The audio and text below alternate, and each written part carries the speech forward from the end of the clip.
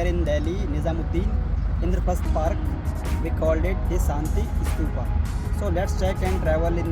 तो जो विष्णु के जो 90 अवतार थे श्री मान बुद्धा जी, तो उनके अवशेष यहाँ पे रखे गए हैं। तो स्तूप में हम चलेंगे और देखेंगे कि कैसी कैसी कलाकारी और कितनी प्यारी यहाँ की धरोहर है। चलिए फिर चलते हैं और देखते हैं अंदर स्तूप की तरफ।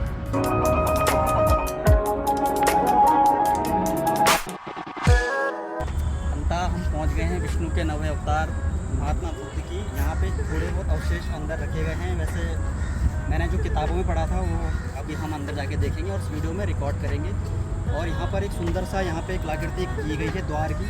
तो जो द्वार में आपको कलाकृति दिखाई देगी वो होगी आपकी, हम आपको थोड़ा सा पास में दिखाएंगे। और जितने भी द्वार पे कलाकृतियाँ यहाँ पे, ये शायद द्वारपाल है जो नमस्ते करते हुए आपको दिखाई देंगे या नमस्कार करते हुए दिखाई देंगे।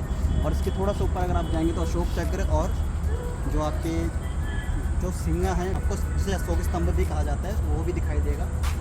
और उससे ऊपर अगर आप जाएंगे तो बहुत बड़े बड़े हाथी की मूर्तियाँ उकेरी गई हैं इस द्वार पर। और उसके और ऊपर जाएंगे तो सिंह की 3 सिंह की जो उकेरा गया है इस पत्थर के ऊपर, बड़ी नक्काशी अच्छी तरह से की गई है। और उसके एकदम बाएं तरफ अगर देखेंगे तो मोर की कलाकृति, और उससे ऊपर और जाएंगे तो फिर से वैसे ही आपको फिर से अशोक चक्र आपको दिखाई देगा।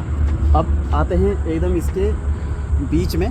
तो बीच में हमें जो सबसे नीचे जो दिखाई देंगे, पूरे जो वहाँ राज्य में जितने भी सेवक थे महात्मा बुद्ध के, तो वहाँ की कलाकृति को उकेरा गया है। और वहाँ बीच में जो वहाँ पे जिस पेड़ के नीचे बुद्ध ने अपनी समाधि ली थी या फिर ज्ञान प्राप्त किया था, उसको उकेरा गया है। और उससे ऊपर बीच वाले स्तंभ में हाथी घोड़े और इन सब चीज़ों को और दर्शाया गया है। और उस सबसे ऊपर आपको अशोक चक्र फिर से वही दिखाई देगा, जहाँ पे आपको हिरण और सभी आपके सेवक दिखाई देंगे।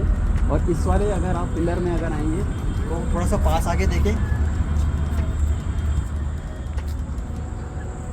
उसके ऊपर अगर आप जाएंगे तो आपको बीच में हमारे महात्मा बुद्ध दिखाई देंगे। और किनारे में उनके सेवक, जो जहाँ जहाँ वह जाते हैं तो उनके सेवक भी वहीं पे जाते हैं। और उसके ऊपर आपको राज दरबार की थोड़ी सी कलाकृति दिखाई देंगी। और फिर करते हैं तो स्टैचू दिखाई देगा, उस समय के भी सेवक रहे होंगे बुद्ध के समय से, तो वो उनको उकेरा गया है। ऐसे शांति स्तूप था, यहाँ पे भी स्तूप की जो कलाकृति है वह उकेरी गई है, ये देख सकते हैं आप।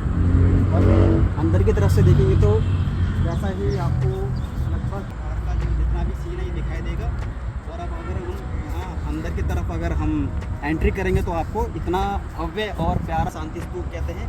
तो यह है दिल्ली में सराय काले खां के बिल्कुल पास में या निकट है इसके। तो अभी हम अंदर चलेंगे, अंदर एंट्री कर रही हैं। जब भी हम अंदर अपना पैर रखेंगे तो अभी हम अंदर ना जाते हुए हम बाहर से घूमते हुए चारों तरफ की आपको कलाकृतियाँ दिखाएंगे। तो चलिए देखते हैं।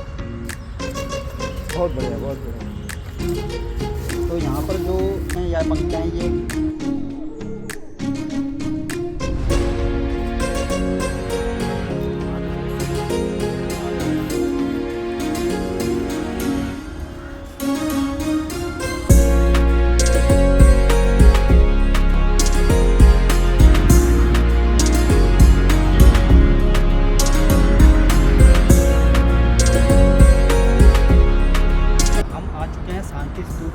ऊपर वाले फर्स्ट फ्लोर पे। और हमने अपने देख सकते हैं जैसे जूते और चप्पल उतार के हम यहाँ पर आए हैं। इसके चारों तरफ हम घूमेंगे और देखेंगे यहाँ का नज़ारा और भव्य आकृति। चलिए चलते हैं।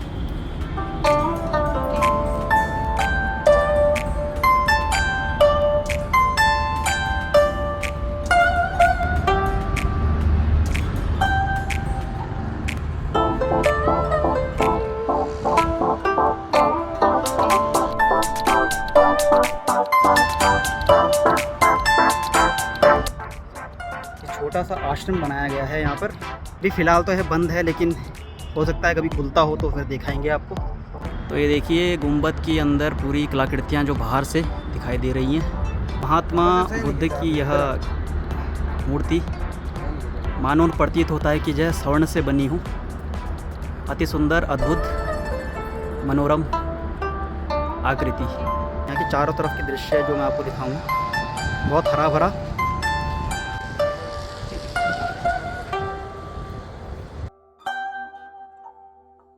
तो जैसे कि मान्यता है, हमने जैसे किताबों में पढ़ा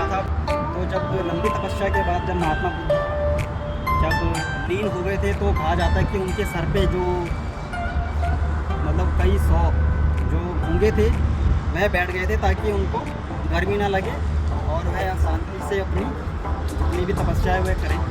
तो ये छोटी छोटी कहानियाँ जो बहुत हमें शिक्षित करती हैं।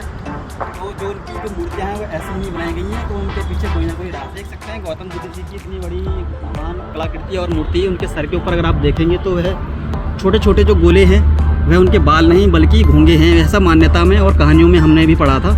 अब यह सच है या नहीं, लेकिन मैं आपको बता रहा हूँ जो हमने पढ़ा या फिर हमने सुना।